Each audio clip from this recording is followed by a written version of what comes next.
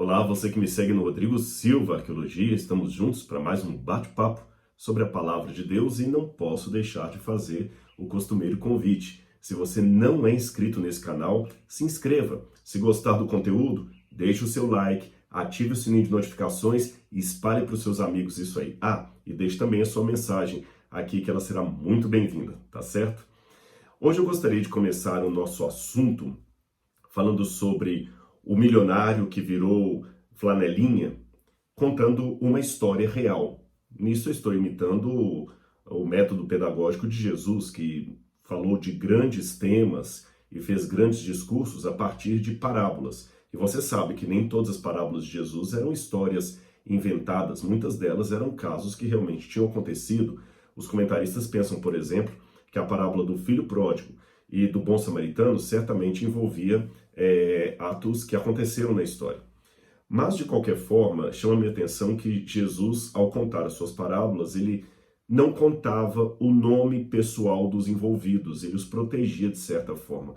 A única exceção é a parábola do rico e Lázaro, que aparece o nome do Lázaro ali, do homem pobre. Mas fora este caso, não conhecemos nenhum outro registro na Escritura Sagrada em que Jesus contasse as suas parábolas, revelando o nome das pessoas. Então, imitando o método pedagógico de Jesus, como eu falei, eu quero começar o assunto hoje contando uma parábola da vida real, uma história real. E saibam que essa história que eu vou contar aconteceu mesmo, não estou inventando. Mas, novamente, seguindo Jesus, eu vou me eximir de apresentar o nome, o local do acontecido, o nome da pessoa envolvida, porque é uma coisa relativamente recente.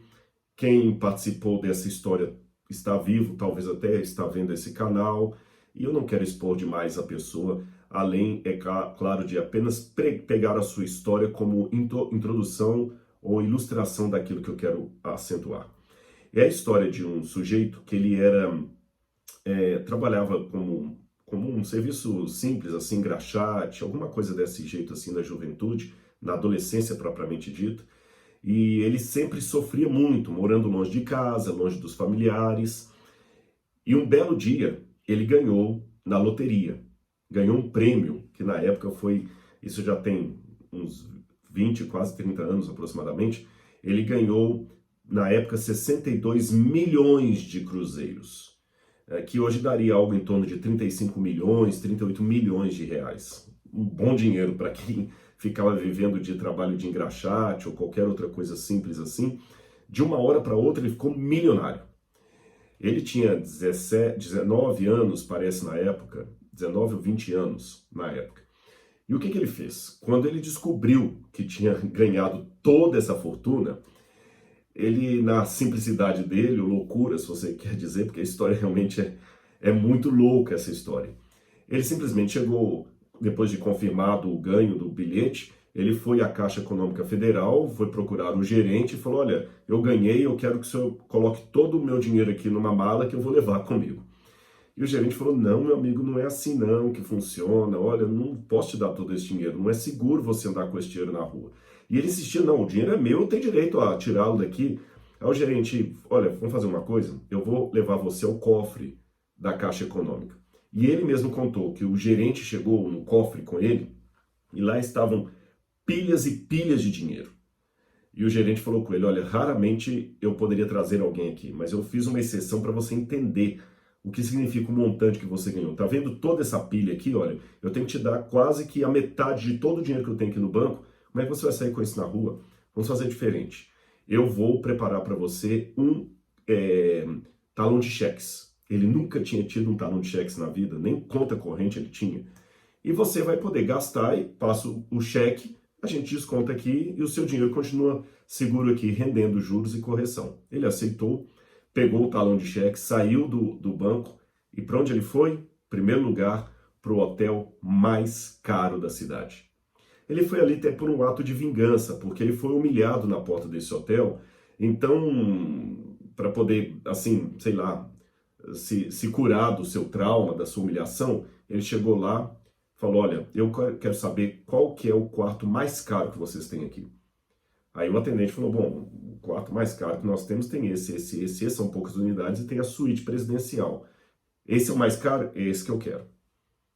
Aí o pessoa, tudo bem, viu o gerente, é esse que eu quero. Viu que o cheque, na época, cheque especial, tinha grande valor, ligou para o gerente, tinha fundos. Falou, tá bom, e por quantos dias o senhor quer? Quantas diárias o senhor quer? Ele falou, não põe limite não, eu vou ficando aí até enjoar.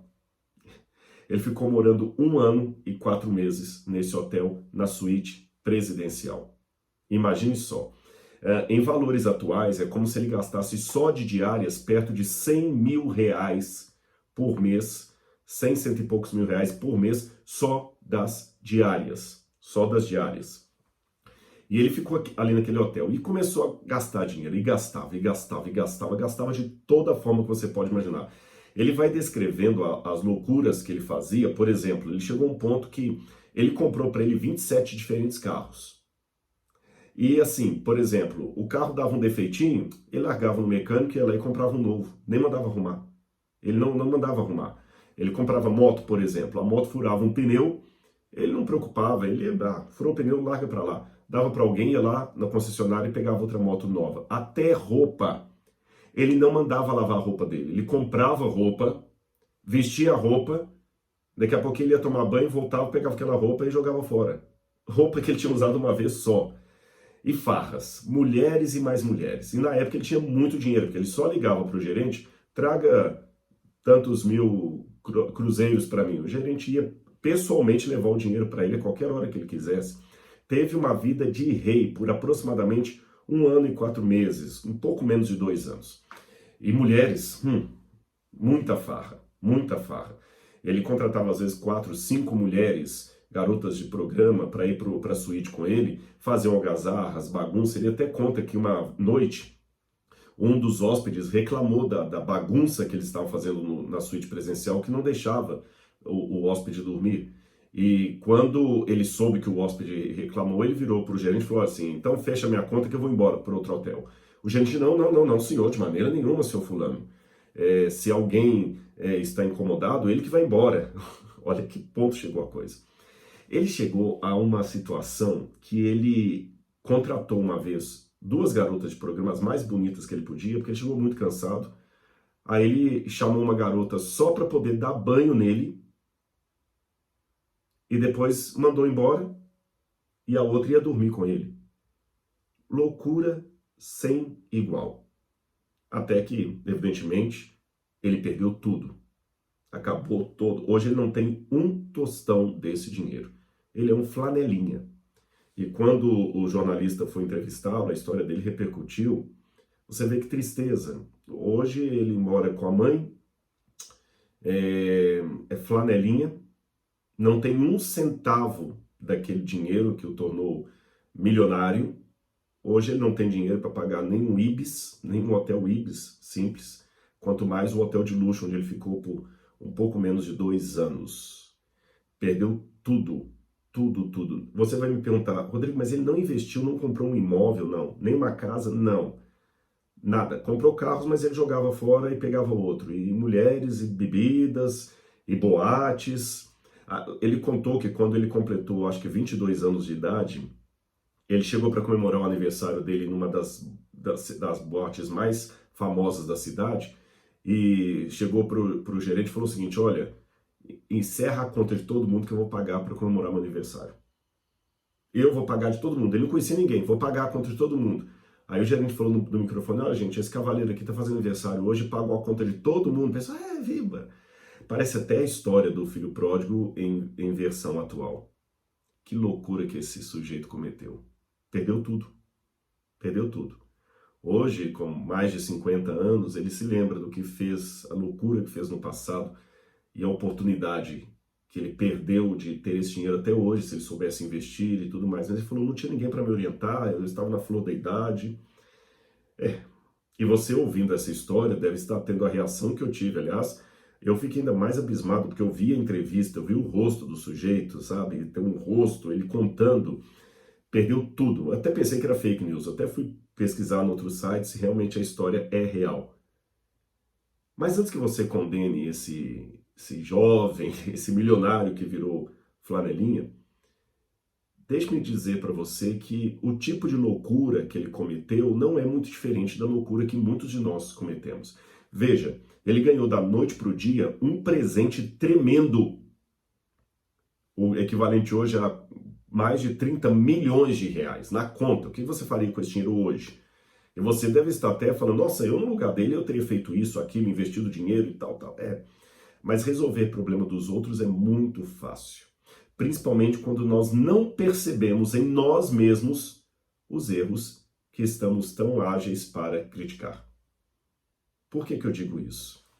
Muito mais do que 30, 40, 50 milhões de reais, muito mais do que $1 bilhão, são os prêmios que Deus nos dá a cada dia quando nós acordamos e temos a oportunidade de viver. Gente, eu estava conversando com um médico sobre a questão do Covid, ele estava me descrevendo como é que é interessante, como é que o nosso organismo reage contra um vírus, seja ele do Covid ou qualquer outro. Como é que as células conseguem mapear, parece que tem uma inteligência nelas, a gente fala tanto de inteligência artificial, a inteligência do celular, que conseguem, pelo algoritmo, perceber até o que você está desejando e começa a mostrar propaganda daquilo ali. O dilema das redes fala sobre isso. Nós vemos a inteligência de um carro, que se o motor está com um probleminha, ele já acende o painel ali alertando você. Estão falando até de casas inteligentes e cidades inteligentes no futuro. Mas, muito antes de toda essa tecnologia, nós já tínhamos dentro da nossa célula uma inteligência tal colocada ali, que esse médico até falou assim, olha, o sujeito para ser um biólogo e um médico, e ainda assim adotar o ateísmo, ele tem que ter muita fé, porque é muito bem montado o negócio. Veja bem, Francis Collins demorou décadas de pesquisa para conseguir mapear o DNA humano, né? A engenharia do DNA humano. A célula faz isso em poucos segundos, ela consegue ler o DNA do vírus invasor ali. Ela consegue mapear o DNA dele. É muito interessante. E ela já se programa para combatê-lo do modo como ele está vindo. Isso é incrível. Toda essa riqueza de programação foi dada para você, muito maior do que qualquer celular da Apple, ou qualquer Android, ou qualquer carro do mais sofisticado, qualquer casa inteligente. O seu organismo já tem isso, que Deus deu para você, de graça. Aqueles que têm a facilidade de ter os olhos e poder enxergar tudo. Mas e os cegos? Mas ele tem a potencialidade dos ouvidos. E quem é surdo tem a possibilidade da sensibilidade. Ou seja, mesmo que você tenha alguma falta de alguma visão ou audição ou as pernas, você ainda tem outros elementos como o seu próprio cérebro que estão aí com você, comigo. Isso sem contar aqueles que têm uma vida ainda que pobre e modesta, têm o privilégio de dormir com um teto sobre a cabeça, um colchão na sua cama, um lençol para cobri-lo do frio. São riquezas que nos tornam milionários todos os dias. Aliás, se nós soubéssemos que muita coisa que temos normalmente é o desejo ardente de milhões e milhões de pessoas ao redor do mundo, talvez reclamaríamos menos da vida. Mas a semelhança desse cavaleiro da história que eu contei, nós também vamos gastando a nossa vida, como ele gastou os milhões dele, assim, com banalidades. Nós gastamos a nossa juventude, gastamos a nossa energia, até que vem os maus dias descritos em Eclesiastes, dos quais nós dissemos, não há nele prazer algum. Isso é loucura. É loucura. Não aproveitar a vida, não respeitar as regras de saúde do nosso corpo, não respeitar as relações que nós temos, não aproveitar a vida, sabe? Ficar correndo atrás do vento. Nós desperdiçamos muitas vezes a vida. Gastamos os dias de maneira pródiga e insensata, como esse rapaz gastou os milhões dele. Aliás, pior do que esse rapaz, porque ele perdeu os milhões e continuou vivendo ainda como flanelinha. Mas se nós perdermos a riqueza da vida, perderemos tudo. Olha que interessante o que diz a Bíblia. Diz o louco no seu coração, não há Deus. Tem se corrompido e fazem abominações em suas obras, e não há ninguém que faça o bem. diz o louco. Algumas traduções dizem, diz o nécio. O que é nécio? O que é louco? A Bíblia é interessante que muitas vezes, quando ela fala da loucura, ela fala num sentido bem degradante. A loucura quase como um pecado. E num primeiro momento, eu confesso para vocês que quando eu li isso na Bíblia a primeira vez, eu fiquei um pouco chocado, porque até que ponto nós podemos condenar alguém por ser louco? Tem um museu, eu não tive ainda a oportunidade de visitá-lo, mas um dia eu quero visitá-lo, em Barbacena, o Museu da Loucura, que mostra as tragédias que foram feitas ali no Hospital Psiquiátrico de Barbacena, que até um psicanalista italiano comparou aos campos de concentração nazista que ele havia visto na Europa. Como é que os loucos ali eram colocados assim de maneira tão degradante, com choque elétrico, lobotomia, choque na cabeça, como eu falei, banhos frios, dormindo no chão, nus, comendo junto com as fezes, sem nenhuma higiene, sem nada. É lógico que hoje a medicina não aceita uma coisa dessa, mas quando eu vejo aquelas pessoas que viveram ali, foram, parece que 60 mil pessoas que passaram por lá, 2 mil mortos, que ninguém nem sabe onde é que estão os corpos deles, porque foram vendidos ilegalmente para estudos de medicina. Terrível, terrível, terrível a forma como tratamos. E às vezes, quando você vai ver um louco, é uma pessoa assim, brincando com a boneca. É um ser humano, é um irmão que eu tenho que amar. E ele não tem culpa de ser louco. E aí? Dizem até que de médico e de louco todos têm um pouco. Como é que eu faço isso? Por que a Bíblia condena tanta loucura? Eu fui pesquisar isso e até fui procurar assim, mas afinal de contas, o que é loucura? Aí, num primeiro momento, eu confesso que foi interessante porque há pessoas que até elogiam. Você conhece o famoso livro de Erasmo de Roterdã, Elogio da Loucura? Esse livro, escrito originalmente em latim, ele foi escrito em homenagem a Thomas More. E Erasmo de Roterdã, quando escreveu o Elogio da Loucura, pena que é uma obra muito humanista, e eu tenho meus problemas com o humanismo. Daqui a pouco eu vou falar com vocês, daqui a pouquinho não, num outro vídeo mais para frente, eu vou falar qual o problema do discurso humanista.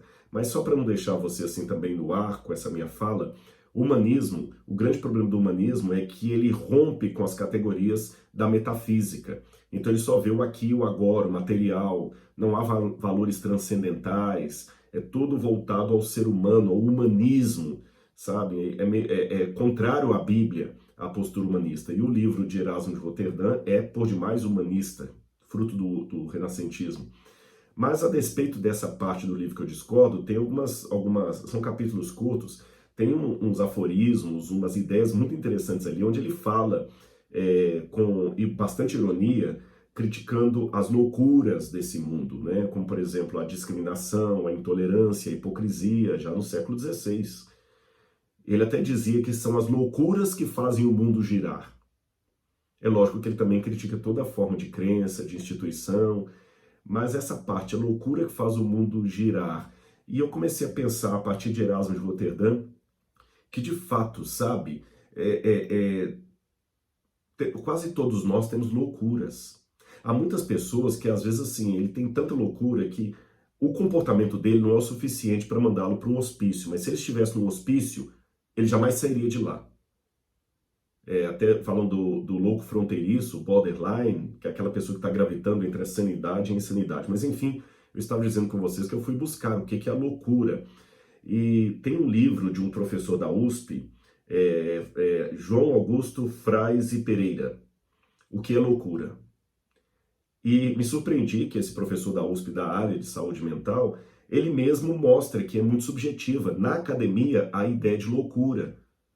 Ele coloca uma experiência que ele teve com os alunos ali na USP, que ele perguntava o que é loucura, e ele recebeu tantas definições diferentes que nunca se tem um consenso.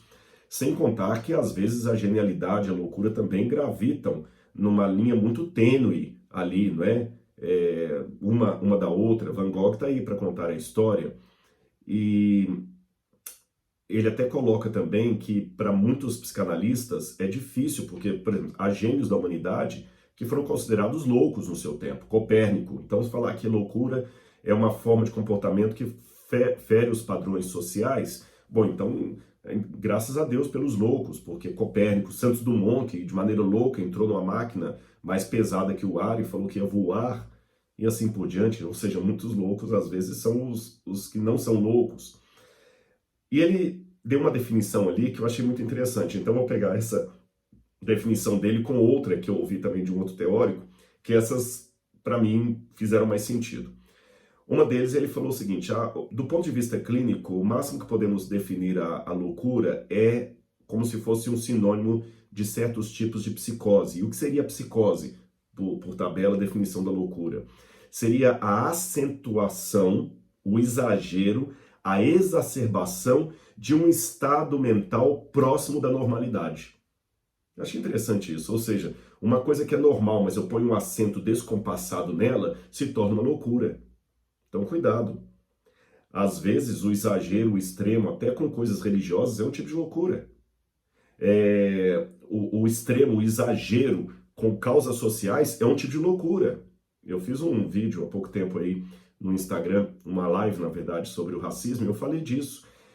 O racismo existe, tem que ser combatido, mas às vezes o tom, a forma como algumas pessoas colocam a temática do racismo é tão louca, é tão exagerada, tão fanática, que ele não aceita um discurso normal, e quem discorda dele parece que está fechando os olhos, que não existe o problema. Existe o problema, o caso aqui, a questão é como se apresenta uma solução para esse problema.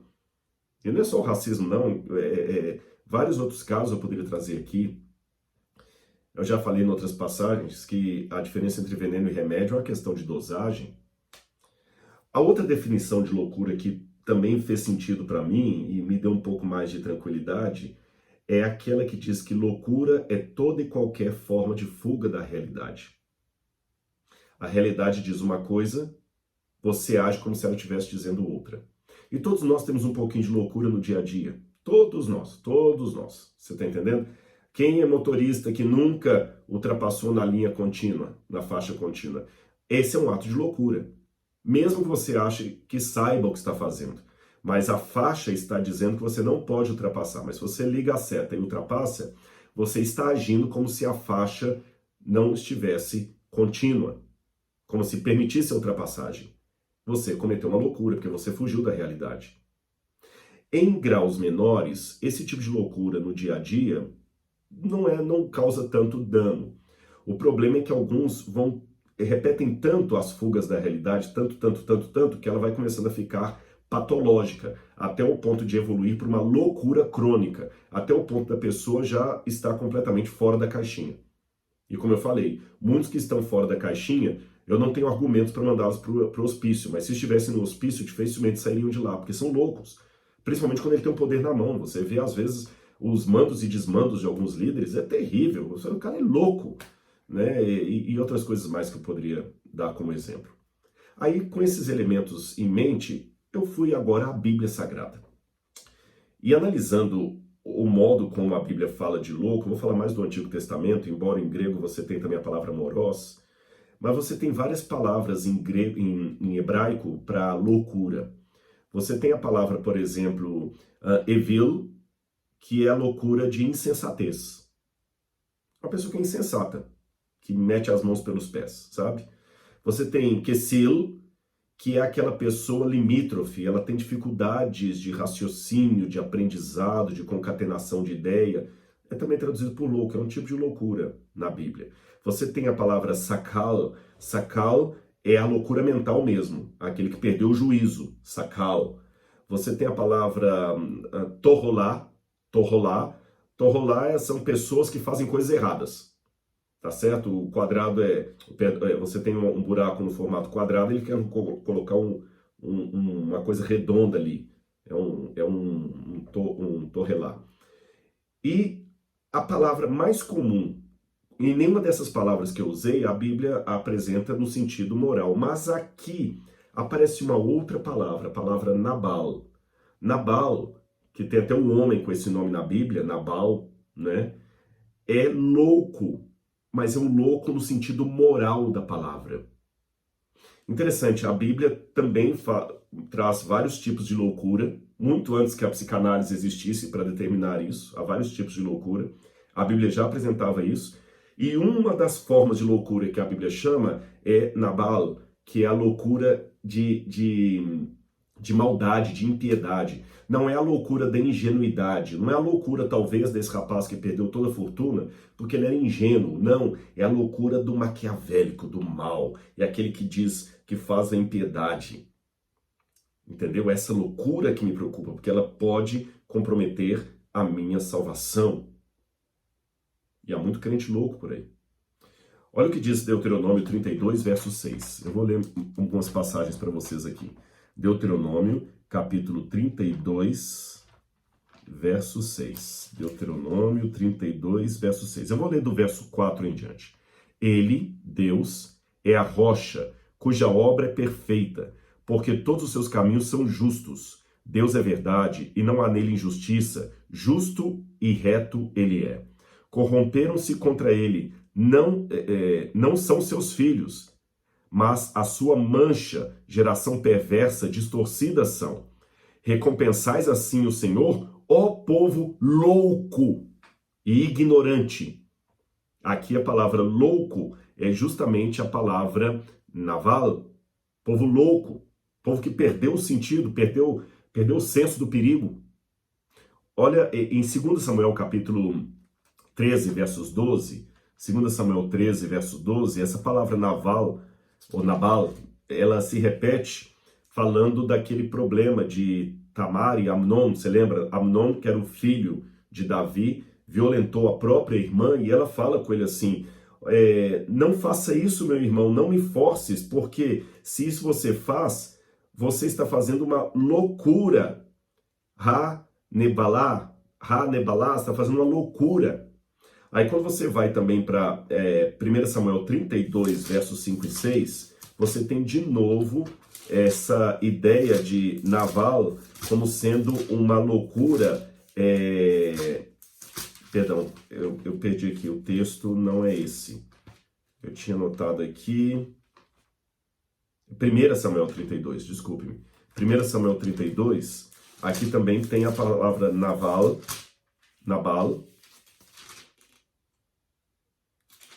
Deixa-me ver. Não, pessoal, não é esse termo aqui. Eu acabei me adicionando outra passagem, eu vou ficar devendo para vocês. Mas é interessante como a Bíblia trabalha sempre essa ideia de Nabal como sendo uma loucura moral, uma loucura de perda do referencial de Deus. E essa loucura que eu estou vendo hoje, de maneira assim reverberada nas redes sociais, nos ataques que os fazem aos outros, na falta de amor, de compromisso. Esse tipo de loucura, Nabal, é aquela loucura do homem que na parábola de Jesus ficou gastando a vida toda, expulsando todo mundo de perto dele só para juntar dinheiro, e no final uma voz falou assim, ó louco, esta noite te pedirão tua alma, e o que você fez para quem ficará? Esse tipo de louco não entrará no reino de Deus, porque ele é, em outras palavras, alguém que perdeu a sensibilidade para ouvir a voz de Deus. Aí que está a minha preocupação, em primeiro lugar, comigo mesmo. Comigo mesmo. Rodrigo, será que você está ficando louco? Por que eu tenho que falar isso para mim? Eu tenho que sempre me perguntar, porque às vezes nós perdemos tanto o foco das coisas divinas que nós começamos a trilhar o caminho da loucura. E o que eu aprendi, tanto pela psicanálise quanto pela filosofia, a psicanálise apenas lendo como leigo, pela filosofia que eu estudei e pela teologia que eu estudei, é que seja qual for o tipo de loucura ao qual você se refere, ela sempre é gradual. Sempre é gradual. A pessoa não dorme numa terça-feira são e acorda na quarta-feira louco. É sempre gradual, gradual. E do ponto de vista moral e espiritual, a loucura também é gradual. As pessoas vão aos poucos se afastando de Deus. Não vão percebendo, sabe? É como a erosão de um local ali rochoso, de um solo, é a erosão de um solo. Vai devagarzinho, a fissura de uma parede, até que um belo dia a casa cai, até que um belo dia abre uma cratera. Do nada, mas quando aquela cratera se abre, pode ter certeza, estava muito tempo acontecendo um processo lento que ninguém percebia. É o tipo de loucura que começou no céu quando o querubim rebelde levou os anjos a rebelarem-se contra o Criador. Lúcifer não se tornou Satanás de um dia para o outro. Foi devagar. E nesse processo vagaroso, o Espírito Santo vai sempre lutando com a pessoa, sempre forçando. Olha, vem, Jesus lutou com Judas até o último instante. Quando a porta da graça se fechar, o Espírito Santo não poderá mais falar ao coração da humanidade, exceto do remanescente que ficar fiel. Aí essa loucura de Nabal será tão generalizada que me arrepia os cabelos imaginar um minuto do tempo posterior ao fechamento da porta da graça. E você hoje? E eu? O que estamos fazendo com as oportunidades que Deus nos dá? No começo dessa história eu contei o relato do rapaz que perdeu milhões. Mas note, ele não perdeu os milhões da noite para o dia. Ele demorou aproximadamente 2 anos para perder tudo o que ele possuía. Na vida acontece a mesma coisa. Eu não jogo em loteria, não incentivo jogos de azar, mas se me permitam só uma comparação literária, eu tenho tantas fortunas que Deus me dá todos os dias, que é como se todos os dias eu ganhasse, sozinho, a Mega Sena, o prêmio. E o que eu faço com as riquezas que Deus está me dando, pela graça de Cristo? O que eu faço com as horas do dia que eu ganhei? Uma vez um menininho perguntou para a mãe dele assim: mamãe, de onde vêm os dias? Ela falou: vem de Deus, meu filho. E para onde eles vão? Vão para Deus, do jeitinho que você os entregou. Eu falei: é mesmo? Será que Deus não me devolve alguns dias para eu consertar algumas coisas? Não. Não tem como devolver. Como é que você está devolvendo os dias para Deus? Como é que você está entregando os dias para Deus?